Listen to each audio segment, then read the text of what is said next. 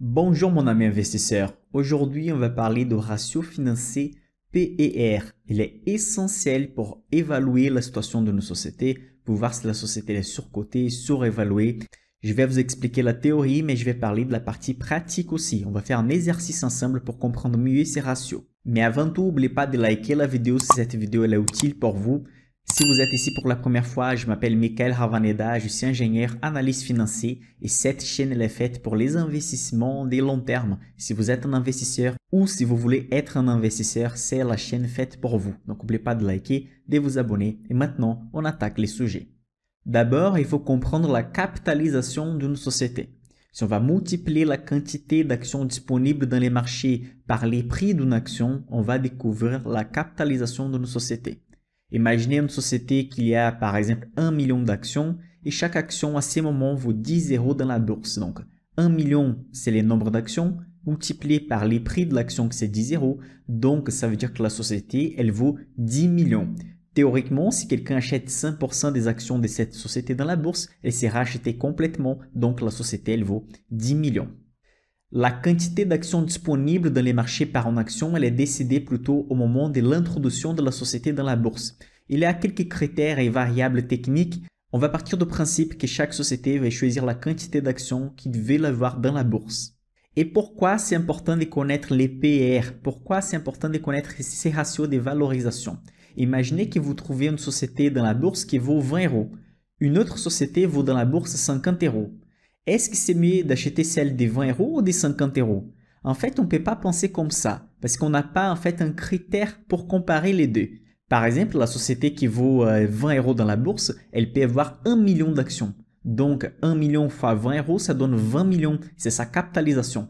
Mais la société qui vaut 50 euros par exemple, elle peut avoir simplement 1000 actions dans la bourse. Donc 1000 fois 50, ça donne 50 000. C'est la valeur que la société vaut dans la bourse. J'ai exagéré dans l'exemple, mais c'est juste pour faire ça plus clair. Donc on ne peut pas comparer simplement en regardant les prix d'une action. La vraie valeur d'une société dans la bourse, c'est sa capitalisation, la multiplication du prix de l'action par rapport au nombre d'actions disponibles dans les marchés. Donc, à partir de ça, vous pouvez imaginer que pour comparer des sociétés, on doit trouver un certain ratio ou simplement une autre variable. Et donc, c'est justement la variable PER, ces ratios financiers qu'on va utiliser pour comparer des sociétés de tailles différentes. Est-ce que ça vaut la peine d'acheter telle société, la société X ou la société Y? Évidemment que dans l'analyse fondamentale d'action, que c'est un outil que les analystes financiers comme moi utilisent pour étudier et analyser une société, on ne va pas utiliser simplement un ratio pour décider de faire un achat, un investissement. On va utiliser plusieurs ratios, mais les PER, c'est déjà un ratio très important à connaître. Sur ma chaîne clubdevaleurs.com, sur l'onglet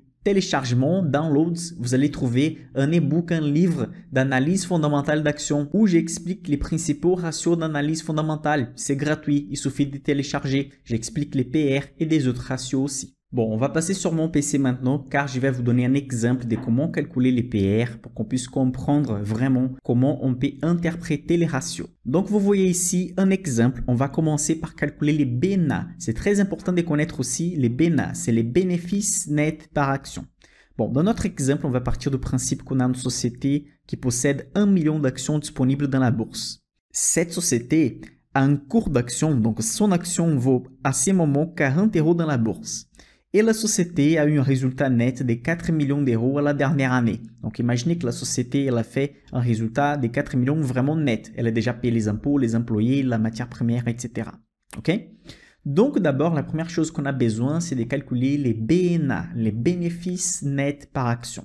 Donc on va diviser simplement les résultats nets de l'année de la société par rapport au nombre d'actions disponibles dans les marchés. Ces ratios-là, les BNA, normalement, il est trouvable dans tous les sites de finances et sur les rapports financiers des sociétés. Donc, vous n'avez pas besoin de calculer dans la vraie vie pour savoir investir. Ça, c'est tout près sur des sites de finances.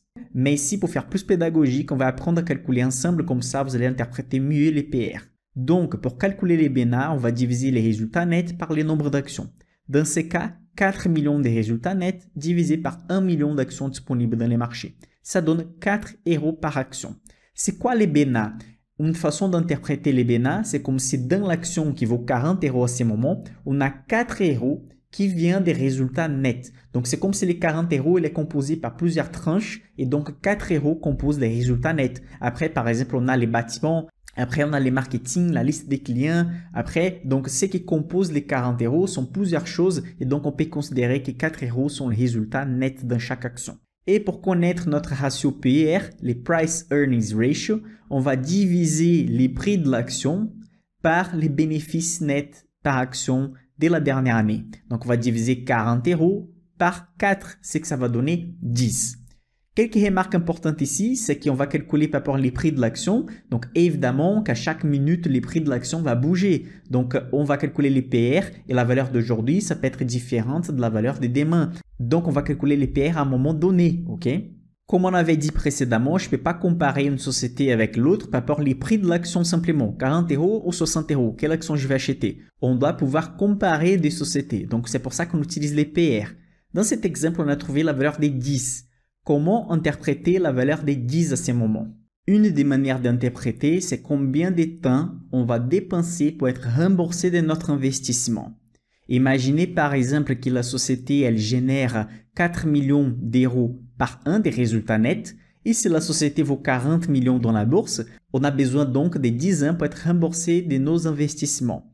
C'est la même chose qu'on a calculé avec les BENA. Donc on a découvert que les BENA c'est 4. On a divisé les prix de l'action que c'est 40 par 4, c'est qu'on a découvert que les PR c'est 10. Donc les 10, c'est les temps théoriques si la société fait toujours les mêmes résultats nets. Donc combien de temps on allait dépenser pour être remboursé de cet investissement. Et évidemment que moins de temps on dépense pour être remboursé, c'est mieux. Donc si les PR donnent une valeur à 5, 4, 3 ou 2, donc ça va être mieux d'être remboursé plus rapidement. Donc une première chose qu'on peut garder dans la tête, c'est qu'un ratio de PR moins élevé semble être plus intéressant. On verra qu'il y a plus de détails prochainement. Une autre manière d'interpréter ces ratios, c'est les prix acceptés par les marchés pour chaque 1 euro de bénéfices générés. Donc, ça veut dire que chaque 1 euro des résultats nets qui tombent dans la poche de la société, on accepte payer 10 pour ça. Donc, on accepte un temps théorique de 10 ans de remboursement. Bon, mais pour ceux qui sont sur ma chaîne depuis longtemps, ils savent bien que j'aime bien donner l'exemple de la boulangerie. Imaginez que vous voulez acheter une boulangerie et donc on va analyser un certain cas. Oubliez la bourse pour l'instant, on passe à la vraie vie pratique, vous voulez acheter une boulangerie. Est-ce qu'il vaut la peine d'acheter la boulangerie à certains prix ou pas? Vous êtes intéressé sur cette boulangerie et donc les propriétaires ont donné un certain prix. Ok? Donc vous allez voir s'il vaut la peine de l'acheter ou pas. Regarde avec moi sur mon PC. Donc maintenant on va lire ensemble l'exemple. Les propriétaires d'une boulangerie génèrent depuis 8 ans 105 000 euros par an des résultats nets. Quels sont les prix justes et pas justes d'achat à votre avis? Imaginez donc que ça fait 8 ans, donc c'est assez régulier, que les propriétaires de cette boulangerie génèrent 500 000 euros par an. Donc, on peut résumer en grosso modo que les résultats nets ne changent pas beaucoup d'une année vers l'autre. Donc, toujours 500 000 euros. Est-ce que vous allez accepter cette offre? Bon, dans ces cas, si vous payez 1 million d'euros, sur 2 ans, vous allez être remboursé et à partir de la 3e année, vous allez empocher 500 000 euros net. Donc, ça me semble un bon business. La deuxième proposition, c'est 2 millions d'euros. Dans ces cas, vous allez dépenser 4 ans pour être remboursé. Ça me semble quand même cohérent. Mais si l'offre c'est des 5 millions, vous allez dépenser 10 ans, 10 millions, vous allez dépenser 20 ans, et la proposition des 20 millions d'euros, vous allez dépenser 40 ans pour être remboursé de l'investissement. Donc, remarquez que toujours qu'on va faire un investissement, on souhaite savoir combien de temps on va dépenser pour être remboursé. Est-ce que la rentabilité elle est élevée? Donc, à mon avis, 1 million et 2 millions, c'est presque gratuit parce qu'on va être remboursé très rapidement. La proposition des 5 millions et 10 millions, ça commence à devenir cher et 20 millions, c'est super cher. Mais bon, dans ces cas, on part du principe que la société, elle n'augmente pas les résultats nets. À chaque année, elle fait les mêmes résultats nets. 500 000 euros. Mais qu'est-ce qui se passe si la société commence à augmenter les résultats nets? Si la société fait des croissances, simplement elle va faire une croissance annuelle de 10%, 20%, 30%, 50%. Je vais utiliser un exemple de croissance de 50% ici pendant quelques années. C'est un chiffre exagéré. Difficilement une société va avoir une hausse de 50%, mais c'est pour la pédagogie. C'est pour comprendre plus facilement qu'on ne peut pas simplement analyser un PR simplement sans regarder si la société fait de la croissance ou pas. Donc, il y a un ratio à ajouter au PR. C'est le ratio PEG, Price Earnings Growth. Vous allez comprendre beaucoup mieux avec l'exemple. Donc, j'ai changé juste un petit peu l'exemple. Les propriétaires d'une boulangerie génèrent 500 000 euros à l'année passée. Cette boulangerie a une croissance des résultats nets de 50% par an. Quels sont les prix justes et pas justes pour acheter cette boulangerie à votre avis? Donc imaginez à ces moments que la société elle fait 500 000 euros à l'année 0, c'est notre année de base. L'année prochaine, elle fait 50% des résultats nets des plus, donc 750 000. Après, elle fait 50% des plus à partir de 750 000, donc ça donne 1 125 000. Après, elle fait 50% des plus par rapport à l'année précédente, ce qui donne 1 687 000. Donc comme ça, vous allez voir une croissance de 50% par an. Si je vous pose la question, est-ce qu'il vaut la peine d'acheter cette société par 1 million d'euros? Évidemment, parce que juste avec la croissance qu'elle va avoir, 1 million d'euros va se payer très rapidement. Avec 2 millions, pareil. Avec 5 millions, ça commence à valoir la peine parce qu'on peut remarquer ici que juste à la 5e année, seulement à la 5e année, elle a déjà fait presque 4 millions de résultats nets, sans compter les autres années. Et 20 millions, ça me semble un peu cher, mais si vous payez par exemple même 20 millions, vous allez être remboursé sur 7 ans d'investissement parce que la croissance joue un rôle très important ici. Et remarquez ici que les résultats nets après 5 ans, c'est de 10 387 000. Donc, on a appris à calculer les PR. Les PR donnent une estimation des temps qu'on va dépenser pour être remboursé dans l'investissement. C'est un ratio théorique. Pourquoi? Parce qu'on va utiliser les prix de l'action à ces moments et aussi on part du principe que les bénéfices nets par action, les résultats nets, ne vont pas augmenter. Mais dans la vraie vie, on sait que les résultats nets peuvent augmenter ou diminuer. C'est pour ça que les PEG, les PEG ratio, c'est un ratio complémentaire au PR. Au PR sert à comparer des sociétés. Par exemple, des sociétés industrielles. Les deux possèdent un PR des 20 ou simplement 20 et 18 ou 18, 22. Des valeurs qui ne changent pas beaucoup. Mais si une société possède une croissance beaucoup plus élevée que l'autre, elle va être beaucoup plus intéressante. Parce que les deux vont plutôt dépenser les mêmes temps pour rembourser vos investissements. Mais si vous considérez qu'une société possède une croissance beaucoup plus élevée, elle va rembourser vos investissements beaucoup plus tôt théoriquement. Donc, si on divise les PR d'une société par rapport à sa croissance estimée future, ou simplement la croissance des 5 dernières années, vous allez découvrir un PEG ratio. Normalement, si ce ratio c'est inférieur à 1,5, c'est un bon ratio d'investissement déjà. Donc ici, je suis sur les sites Investing. Je vais chercher par exemple la société Schneider Electric. Je vais venir sur profil financier, ratio, et donc ici, vous allez trouver cours sur bénéfice, PR, TTM, ça veut dire les 12 derniers mois. Et donc, pour la société, ça vaut 22,88 et la moyenne de 7 heures, c'est 24. Donc, la société n'est pas loin de son 7 heures. C'est que c'est bien. Si la société présente un PR de 40 et que les 7 heures présentent un PR de 20, ça veut dire que la société elle est beaucoup plus chère. Si elle est beaucoup plus chère, il y a des choses. Normalement, les attentes de marché sont plus élevées ou normalement, les attentes de marché sont élevées parce que sa croissance est élevée. Donc, le marché accepte payer un PR élevé parce qu'à côté, il a une croissance élevée, comme dans l'exemple qu'on a vu. Soit la société a une baisse de BNA, de bénéfices nets par action, car dans la formule, vous avez les prix de l'action divisés par les bénéfices nets par action. Les bénéfices nets par action, c'est directement proportionnel aux résultats nets. Si les résultats nets vont baisser, donc les PR vont donner un résultat super élevé. Et donc, c'est un mauvais cas pour avoir un PR super élevé. À mon avis, les deux cas sont des cas où il faut faire attention. Un PR élevé montre des attentes très élevées sur une société. Dans ces cas, il faut faire attention parce que si elle livre des résultats simplement au niveau des attentes ou inférieurs, les cours de l'action peuvent baisser énormément. Et si l'action a perdu des résultats nets, donc c'est un mauvais cas aussi. C'est pour ça que ma stratégie d'investissement est basée sur des sociétés qui sont sous-cotées, des sociétés qui possèdent une valorisation inférieure à la moyenne du marché. Les analystes de marché et les études financières classiques appellent ça des méthodes value, méthodes valeurs. C'est pour ça que cette chaîne s'appelle Club des valeurs. Sur les sites Zone Bourse aussi, vous pouvez venir sur la partie finance. J'utilise le même exemple de Schneider. Ici à côté, vous allez voir les PR historiques de chaque année. Donc, vous avez que la moyenne de Schneider, c'est 20. Donc, à ce moment, elle est bien proche de la moyenne, ici à 22.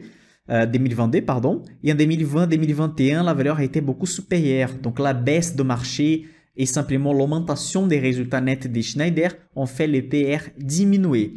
Un PR proche de la moyenne ou inférieur à la moyenne, ça montre un bon point d'entrée si les autres ratios fondamentaux sont bons aussi. Sur cette vidéo, on analyse simplement les PR. Donc, n'oubliez pas que c'est simplement un ratio parmi les ratios qu'on doit connaître pour faire des bons investissements. Et je suis en train de préparer un contenu super spécial du 20 au 23 juin par rapport à la rente passive. Si vous voulez apprendre à investir avec une stratégie à dividende, si vous voulez recevoir des loyers mensuels avec des fonds d'investissement immobilier, je vous invite à participer. Ci-dessous, dans la description de la vidéo, vous allez trouver un lien où vous allez vous inscrire pour recevoir les liens de ces lives. Donc, je vous invite à participer, c'est complètement gratuit et sur YouTube, faites partie de notre groupe WhatsApp pour recevoir des informations privilégiées. Et bon, évidemment que les marchés possèdent un PR aussi. Les indices de référence comme l'S&P 500, les CAC 40 possèdent un PR. Regardez ces graphiques, ça montre les PR du S&P 500. À ce moment, les PR c'est de 21, un peu supérieur à la moyenne historique des années 2000 qui reste entre 16 et 18. À ce moment, ça montre que les marchés sont un petit peu plus chers que sa moyenne historique, mais rien comparé à la valeur de valorisation des PR des 30 qu'on avait quelques mois avant la baisse récente du marché. Donc, si on utilise de la mathématique et la statistique, et si on pense que les choses vont toujours revenir à la moyenne, toujours que les marchés les super-évalués, il a une tendance de baisser vers la moyenne historique qu'il avait. Évidemment qu'il faut considérer des autres variables comme la croissance, les résultats nets des sociétés, la marge des sociétés qui ont augmenté dans les années 2000 grâce aux sociétés qui travaillent sur l'Internet, que la marge nette est plus élevée. Donc, les sociétés peuvent gagner plus d'argent avec un peu moins d'efforts et avec une vitesse plus élevée. Donc, il faut considérer tout ça, mais on n'est pas très loin de la moyenne historique à ce moment après la baisse. Donc, pour faire la conclusion, vous devez toujours comparer les PR d'une société avec les PR d'une société d'un même secteur. Vous ne pouvez pas comparer des PR des secteurs différents parce que les activités des sociétés sont complètement différentes. En imaginant que tous les autres ratios fondamentaux vous avez déjà analysés et vous voulez regarder simplement la valorisation, les PR, il est important à regarder si la société elle est sous-évaluée par rapport à la moyenne de marché et par rapport à ses concurrents. Vous pouvez toujours confirmer un bon PR avec les PEG ratios. Donc, diviser les PR de la société par rapport à la croissance qu'elle a eue sur les 5 dernières années ou par rapport à la croissance que vous estimez qu'elle peut avoir sur les prochaines années. Si ces ratios donnent moins de 1,5, ça montre que la société est bien valorisée, donc à un prix acceptable. Donc, imaginez par exemple une société qui possède un PR de 15 et elle a eu par exemple une croissance sur les dernières années de 10. Dans ce cas, les PEG ratio, ça va donner 1,5. Donc, c'est vraiment la valeur qu'on dit que c'est acceptable. Ce n'est pas très rigoureux si ça donne 1,6 ou 1,4. Donc, dans la bourse, les choses sont assez variables. Donc, il faut comprendre les contextes de la situation.